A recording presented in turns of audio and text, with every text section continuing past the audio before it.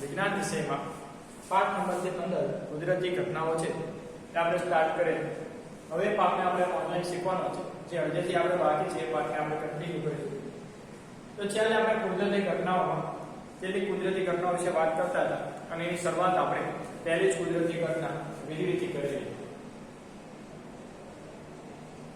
વીજળી વિશે આપણે થોડી ઘણી સમજ મેળવી કે જે આપણા જે પૂર્વજો છે, આપણા વડીલો છે, એ વીજળી વિશે ખોટી માન્યતાઓ ધરાવતા કે વીજળી જે છે એ ઈશ્વરનો કોપ છે, ઈશ્વરનો ક્રોધ છે, એટલે એવું વીજળીથી ખૂબ જ વધારે ડરતા હતા। પણ હવે આપણે નક્કી કર્યું કે વીજળી એ ઈશ્વરનો કોપ કે એવું કંઈ નથી, પણ વીજળી એક તણખો છે। તણખો એટલે કે સ્પાર્કિંગ થાય, એક મોટા પ્રમાણમાં સ્પાર્કિંગ થયેલો સ્પાર્ક છે, જે તણખો છે મોટા પ્રમાણમાં, એને શું કહેવામાં આવે છે? વીજળી કહેવામાં આવે છે। ત્યારબાદ આગળ આપણે પાઠમાં જોયું હતું કે જે આ વીજળી ઉત્પન્ન થાય છે એ માટે જવાબદાર કોણ? તો વીજળી ઉત્પન્ન થવા માટે જવાબદાર જે છે એ વીજભાર હોય છે। વીજભાર બે પ્રકારના હોય, એ પણ આપણે વાત કરી, ધન અને ઋણ। અલગ અલગ પ્રકારના વીજભાર હોય, જે ધન અને ઋણ વીજભાર, એમની વચ્ચે આકર્ષણ બળ લાગે અને ધન અને ધન વીજભાર વચ્ચે અપાકર્ષણ બળ લાગે। આ ઉપરાંત જ્યારે ધન અને ઋણ વીજભાર બે ભેગા થાય છે, ધન વીજભાર અને ઋણ વીજભાર, ત્યારે સ્પાર્કિંગ થાય છે, એટલે કે તણખો જરે છે। એ તણખાને આપણે વીજળી તરીકે ઓળખીએ છીએ। તો વીજભારની ઓળખ કરવા માટે આપણે છેલ્લે, જ્યારે આપણે લેક્ચર ચાલુ હતા ત્યારે આપણે છેલ્લે ઇલેક્ટ્રોસ્કોપ નામનું સાધન બનાવેલું।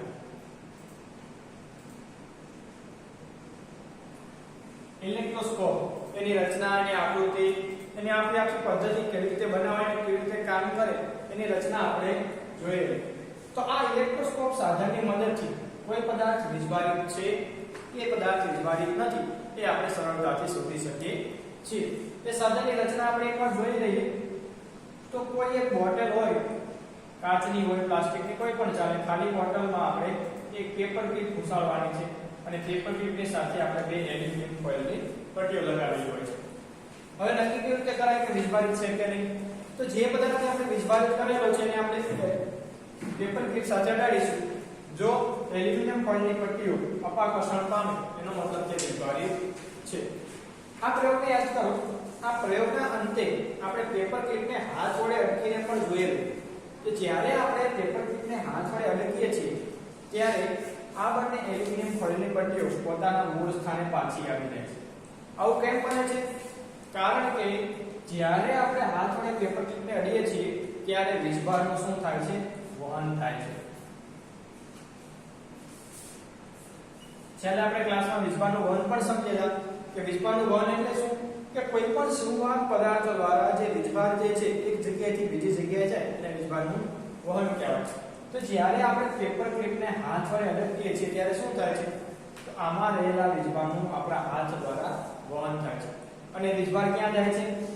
જમીનમાં ઉતરી જાય છે। તો વીજભારનું વહન થઈને એ વીજભાર જમીનમાં ઉતરી જવાની જે ઘટના છે એને અર્થિંગ કહેવામાં આવે છે। શું કહેવાય? અર્થિંગ કહેવાય। આ અર્થિંગ તો આપણા ઘરમાં લગાવેલો હોય તો આપણે શોક લાગવાનો ભય રહેતો નથી, કારણ કે મોટા ભાગનો વીજભાર જે છે એ અર્થિંગ મારફતે ત્યાં ઉતરી જાય છે, વીજભારનું વહન થઈ જમીનમાં ઉતરી જાય છે। તો છેલ્લે લેક્ચરમાં આપણે અહીંયા સુધી અભ્યાસ કરેલો। હવે આગળ આપણે વીજળી કેવી રીતે ઉત્પન્ન થાય છે, એટલે કે વીજળીની આખી જે વાર્તા આપણી બુકમાં આપેલી છે, વીજળીનું ઉત્પન્ન થવાની, ત્યારબાદ વીજળીથી કેવી રીતે બચી શકાય અને વીજળી થાય ત્યારે સલામતી બન્યા કેવા આપણે પગલાં લેવા પડે એની ચર્ચા આપણે કરીશું। તો સૌપ્રથમ જે વીજળીની વાર્તા,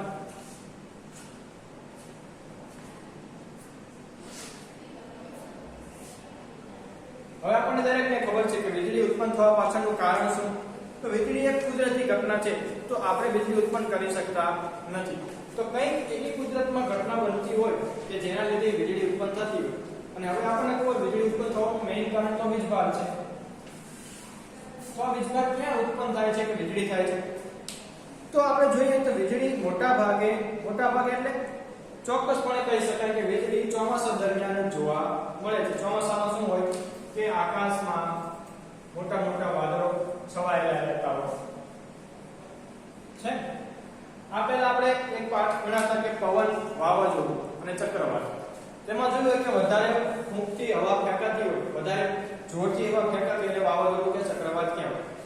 આવું વાવાઝોડું અને ચક્રવાત જ્યારે ઉપરની તરફ ચડે છે એટલે કે જ્યારે આના પવનો ક્યાં જાય છે ઉપરની તરફ વાદળની તરફ જાય છે ત્યારે ખૂબ જ ઝડપથી ફેંકાતા પવનો અને વરસાદના જે ટીપાઓ હોય એ બે વચ્ચે શું થાય છે ઘર્ષણ બળ જોવા મળે છે વરસાદના ટીપા અને ખૂબ જ ઝડપથી ફેંકાતા પવન બંને વચ્ચે શું જોવા મળે ઘર્ષણ જોવા મળે અને આગળ પણ આપણે પ્રવૃત્તિ દ્વારા સમજાતા કે જ્યારે પણ ઘર્ષણ થાય છે એવા બે પદાર્થો કે જેમના વીજભાર અલગ છે એમની વચ્ચે જ્યારે ઘર્ષણ થાય ત્યારે શું થાય છે કંઈક નવો વીજભાર ઉત્પન્ન થાય છે કંઈક પદાર્થ જે છે એ શું થઈ જાય છે વીજભારિત બને છે તો અહીંયા પણ એવું થાય છે ખૂબ જ ઝડપથી ફેંકાતા પવનો અને વરસાદના જે નાના નાના ટીપા છે પાણીના એની વચ્ચે ઘર્ષણ પણ ઉત્પન્ન થાય છે અને વીજભારિત બને છે તેના લીધે વીજળીનો એક તણખો ઉત્પન્ન થાય છે શું ઉત્પન્ન થાય છે શું કહેવાય તણખો ઉત્પન્ન થાય છે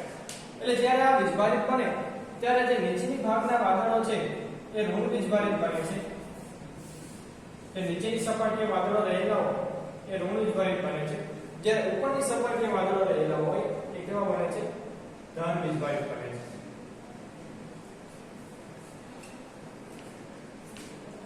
હવે જો આ વાદળો કેવી રીતે ઋણ વીજભારિત કે ધન વીજભારિત બને એ હજી સુધી પણ વિજ્ઞાનમાં સ્પષ્ટ કરવામાં આવેલું નથી કે આ જે વાદળો ઋણ વીજભારિત અને ધન વીજભારિત કેવી રીતે બને છે એ હજી સુધી પણ વૈજ્ઞાનિકો શોધી શક્યા નથી હજુ બધા અસમંજસમાં છે કે નીચેની સપાટીના વાદળો કેમ ઋણ વીજભારિત બને અને ઉપરની સપાટીના વાદળો કેમ ધન વીજભારિત બને આ જે ઋણ વીજભારિત અને ધન વીજભારિત વાદળો જે છે એ બે વચ્ચે તમે જો અલગ અલગ પ્રકારના વીજભાર હોવાથી શું છે આકર્ષણ થશે અને હમણાં જ આપણે જોયું કે અલગ અલગ પ્રકારના વીજભાર ભેગા થાય એટલે શું થાય તણખો ઉત્પન્ન થાય જેને આપણે વીજળી તરીકે ઓળખીએ છીએ તો આ છે વાદળમાં વીજળી ઉત્પન્ન થવાની ઘટના કે વાદળમાં વીજળી કેવી રીતે ઉત્પન્ન થાય તો હવે તમે જોયું હશે કેટલીક વાર વીજળી જમીન ઉપર પડે છે એટલે કે વીજળી જમીન સુધી પહોંચી જાય છે આવું કેમ બને છે આ થવાનું કારણ છે કે આપણી જે જમીન છે એ પણ ધન વીજભારિત છે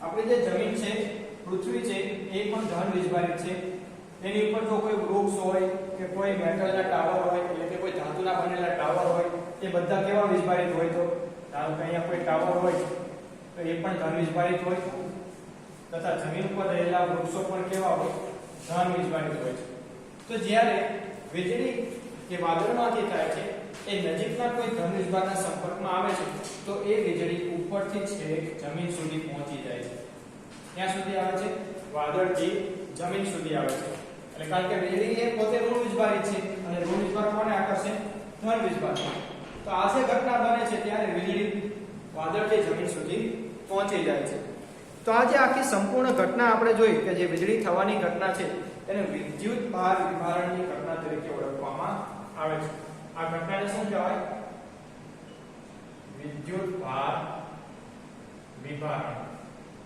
આ જે વીજળી થવાની આખી ઘટના છે એ વિદ્યુત ભાર વિભારણની ઘટના કહેવામાં આવે છે કારણ કે અહીંયા બે પ્રકારના વિદ્યુત ભારને છૂટા પાડવામાં આવે છે એક ધન વીજભાર અને ઋણ વીજભાર એટલે આ જે ઘટના છે વીજળી થવાની કઈ ઘટના કહેવાય વિદ્યુત ભાર વિભારણ આ પ્રશ્ન એક માર્કમાં તમને પૂછાઈ શકે અથવા 5 માર્કમાં પણ પૂછાય કે વીજળી થવાની ઘટના આકૃતિ દોરી વર્ણવો અથવા તો વિદ્યુત વિભારણની ઘટના આકૃતિ દોરી વર્ણવો તો તમારે આ લખવાનું થાય તો આજે આપણે ક્રિયા જોઈ કે વીજળી થવાની અને વીજળી જમીન સુધી કેવી રીતે પહોંચે એ જોયું હવે આપણે જોઈએ કે જ્યારે આ વીજળી થાય છે તો આપણે કેવા સુરક્ષાના પગલાં લઈ શકીએ એટલે કે વીજળીથી સુરક્ષા માટે આપણે શું કરવું જોઈએ અને શું ન કરવું જોઈએ તો જોઈએ વીજળીથી સુરક્ષા કેવી રીતે કરી શકાય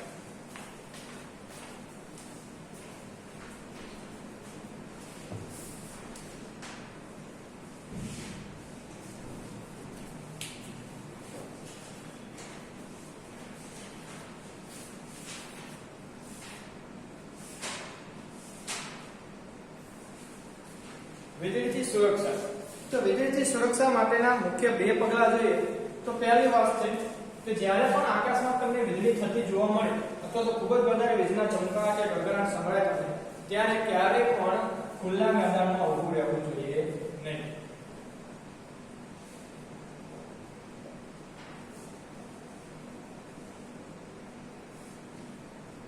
ખુલ્લા મેદાનમાં ઊભું ન રહેવું એટલે કે જો આજુબાજુ તમારા ઘર હોય, મકાન હોય કે કોઈ બીજી બિલ્ડિંગ હોય તો એની અંદર તમારે આશ્રય લઈ લેવો. કોઈ ખુલ્લા મેદાનમાં તમારે ઊભું રહેવું નહીં. અને બીજું કે જ્યારે પણ વીજળી થાય ત્યારે સલામત સ્થળે દોડી જવું.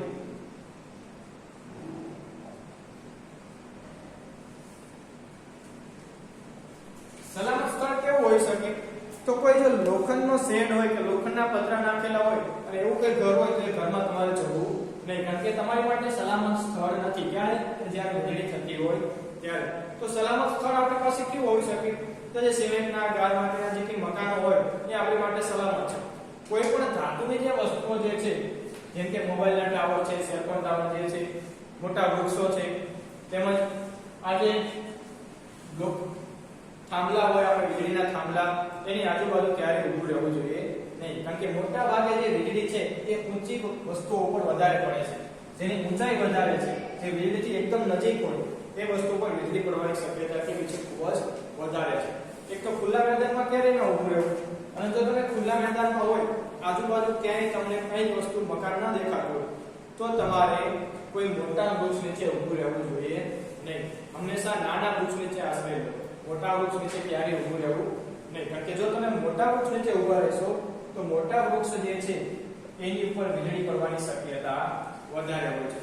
તમે મોટા ભાગના કિસ્સામાં જોશો કે વીજળી જે છે સેલફોનના ટાવર અને વૃક્ષો ઉપર જ પડતી હોય છે, કારણ કે જે મોટી વસ્તુઓ જે છે જેની લંબાઈ વધારે છે એ વીજળી માટે પહેલું ટાર્ગેટ, પહેલું લક્ષ્ય બને છે.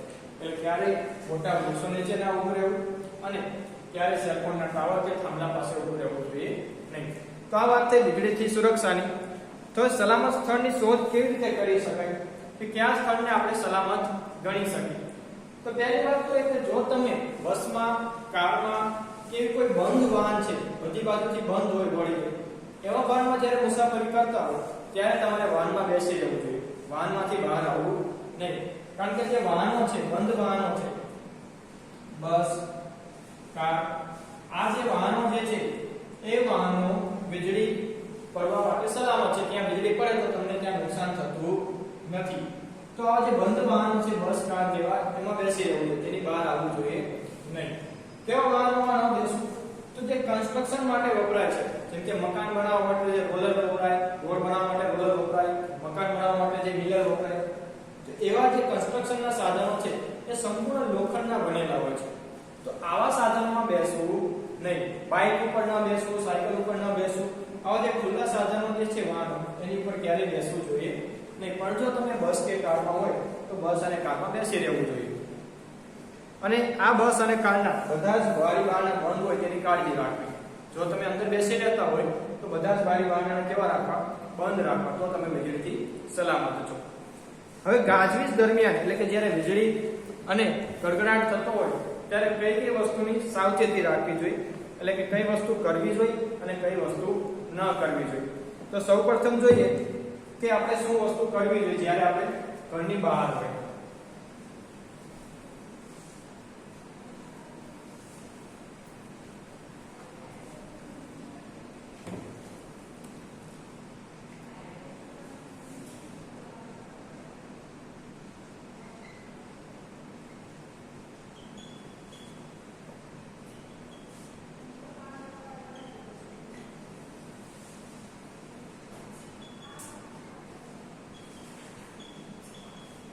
ગાજવીજ દરમિયાન કરવાની અને ન કરવાની બાબતો, એટલે કે જ્યારે વીજળી થતી હોય ત્યારે આપણે કઈ વસ્તુ કરવી જોઈએ, કે કેવી કઈ ઘટનાઓ છે કે જે ક્રિયાઓ છે આપણે કરી શકાય, અને કઈ કઈ વસ્તુની કાળજી લેવી પડે તે વસ્તુ આપણે નથી કરવાની.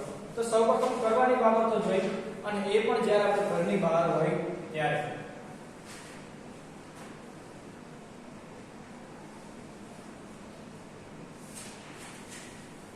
જ્યારે ગાજવીજ થતી હોય અને તમે ઘરની બહાર હોય ત્યારે તમારે કોઈ ખુલ્લા વાહન ઉપર બેસવું જોઈએ નહીં, એટલે કે ખુલ્લા વાહનમાં આશ્રય લેવો નહીં.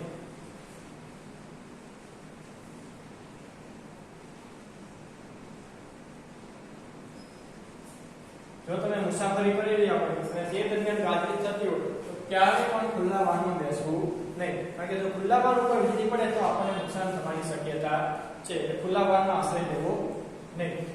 ત્યારબાદ જો આપણે બહાર હોય, બગીચામાં હોય કે કોઈ મોટા ગાર્ડનમાં હોય ત્યારે ઊંચા વૃક્ષ નીચે બેસવું નહીં.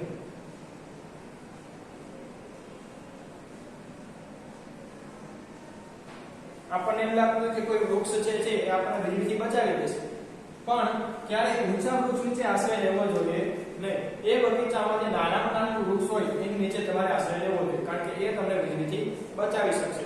કારણ કે કોઈ પણ જગ્યાએ વીજળી પડવાની શક્યતા સૌથી નાના વૃક્ષ પાસે હોય અને સૌથી વધુ શક્યતા મોટા વૃક્ષ પાસે હોય. એટલે મોટા વૃક્ષ નીચે ન ઉભા રહેતા આપણે હંમેશા નાના વૃક્ષ નીચે જ આશ્રય લેવો જોઈએ. ત્યારબાદ આગળ જોઈએ તો જ્યારે ગાજવીજ સાથે તોફાન થતું હોય ત્યારે ધાતુના હાથાવાળી છત્રીનો ઉપયોગ કરવો નહીં.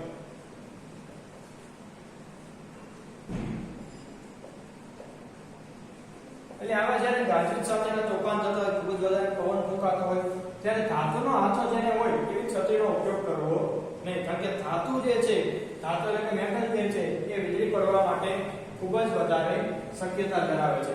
એની ઉપર વધારે વીજળી પડવાની શક્યતા રહે છે. એટલે હંમેશા આપણે ધાતુની વસ્તુથી હંમેશા દૂર રહેવું. જ્યારે પણ ગાજવીજ થતી હોય ત્યારે ધાતુથી શું રહેવું? હંમેશા દૂર રહેવું જોઈએ.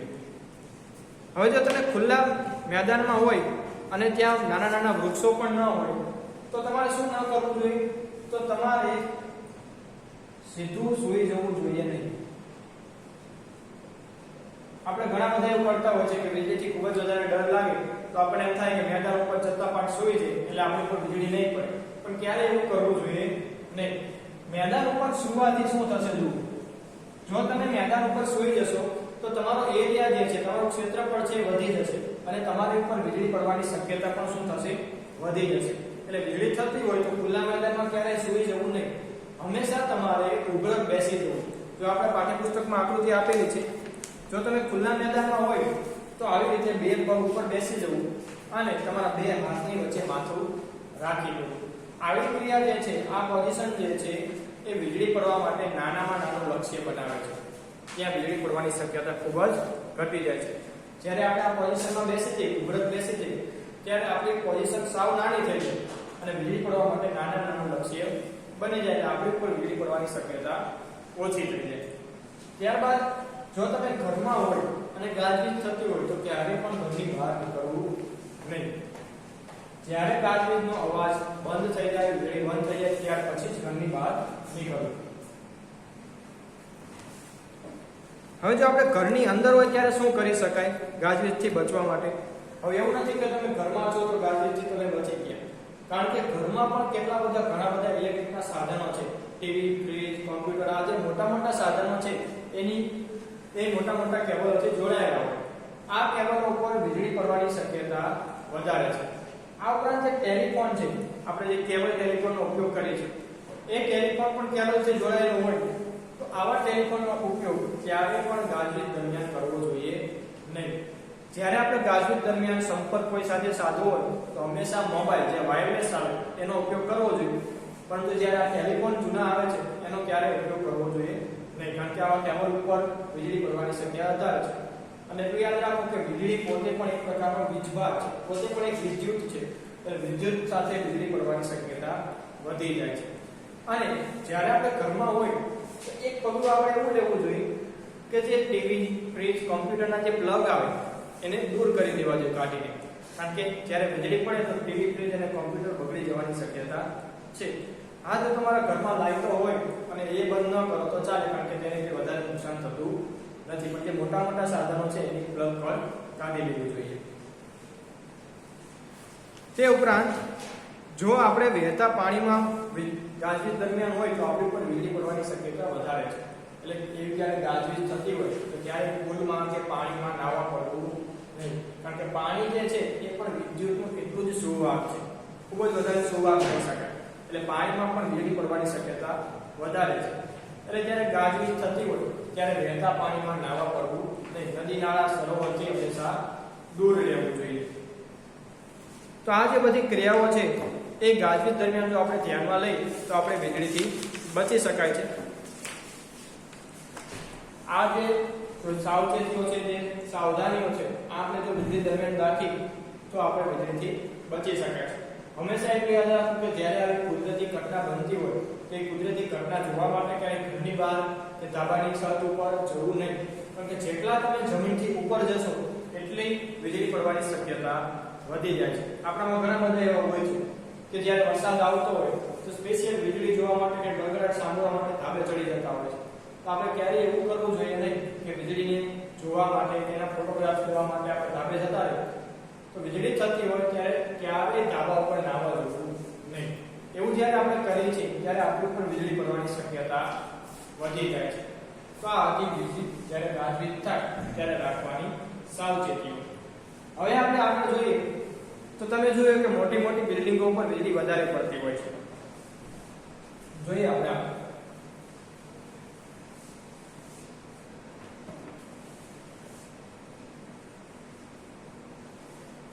હમણાં આપણે વાત થઈ કે જે ઊંચી વસ્તુઓ છે, ઊંચી ઇમારતો છે, એની પર વીજળી પડવાની શક્યતા વધારે છે. જેની લંબાઈ વધારે હોય એની પર વીજળી પડવાની શક્યતા વધારે છે. એનો મતલબ જો કોઈ ઊંચી ઇમારત હોય એની પર વીજળી પડે તો શું થાય? ઇમારતને ઘણું બધું નુકસાન થાય. એટલે આ થતા નુકસાનને અટકાવવા માટે ઊંચી ઇમારતો ઉપર વીજળીનો વાહક રાખવામાં આવે છે. એટલે કોઈ તાંબાનો તાર હોય તેને ઊંચી ઇમારતો ઉપર રાખી દેવામાં આવે અને એ તારને છેક જમીન સુધી ઊંડે ઉતારી દેવામાં આવે છે. એટલે એ તારને પછી ક્યાં ઉતારી દેવામાં આવે છે? જમીનમાં ઊંડે સુધી ઉતારી દેવામાં આવે છે. આ તારનું કામ શું? કે જ્યારે પણ વીજળી થશે એટલે ક્યાં થશે? કે તાર સાથે થશે. કારણ કે તાર એ બિલ્ડિંગ કરતા પણ કેવો હશે? ઊંચો હશે. એટલે તાર ઉપર વીજળી પડવાથી એ વીજળી ક્યાં આવી જશે? જમીનમાં ઉતરી જશે. હમણાં આપણે જોયું અર્થિંગની ઘટના. તો આ પણ એક પ્રકારનો અર્થિંગ થઈ ગયો. તો વીજળી તાર ઉપર પડે છે અને પછી ક્યાં ઉતરી જાય છે? જમીનમાં, જેની સાથે તાંબાની પ્લેટ જોડેલી હોય છે. આ વીજળી જમીનમાં ઉતરી જવાથી આ બિલ્ડિંગને કોઈ પણ પ્રકારનું નુકસાન થતું નથી. તો જે મોટા મોટા મંદિરો છે, ઊંચી ઇમારતો છે, એની પર આવો ધાતુનો વાહક રાખી દેવામાં આવે છે કે જેથી વીજળી પડવાથી પણ મંદિરની ટોચની કે ઇમારતોને કોઈ નુકસાન થતું નથી અને તેને મોટા નુકસાનથી બચાવી શકાય છે. આવા તારને જ્યારે ગાજવીજ થતી હોય ત્યારે દરેક બિલ્ડિંગમાં આવો તાર લગાવેલો જ હોય છે. તો આવા તારને ગાજવીજ દરમિયાન અડકવું જોઈએ નહીં. કારણ કે ગમે ત્યારે વીજળી થઈ શકે છે અને વીજળી એ તારમાંથી પસાર થઈ શકે છે. જો તમે એના સંપર્કમાં હોય તો તમને પણ શોક લાગવાની શક્યતા રહેલી છે. તો વિદ્યાર્થી મિત્રો, આજે આપણે વીજળી કઈ રીતે ઉત્પન્ન થાય અને જ્યારે વીજળી થતી હોય ત્યારે એની વિરુદ્ધ આપણે કેવા સાવચેતીના પગલાં લેવા જોઈએ, કે વીજળીથી સુરક્ષા માટે આપણે શું શું કરી શકીએ અને શું ન કરવું જોઈએ, એની ચર્ચા આજે આપણે કરી. તો અહીંયા સુધી તમને સમજાઈ ગયો છે અને કાલે આપણે જે ભૂકંપ છે, બીજી કુદરતી ઘટના, એના વિશે અભ્યાસ કરીશું. આભાર.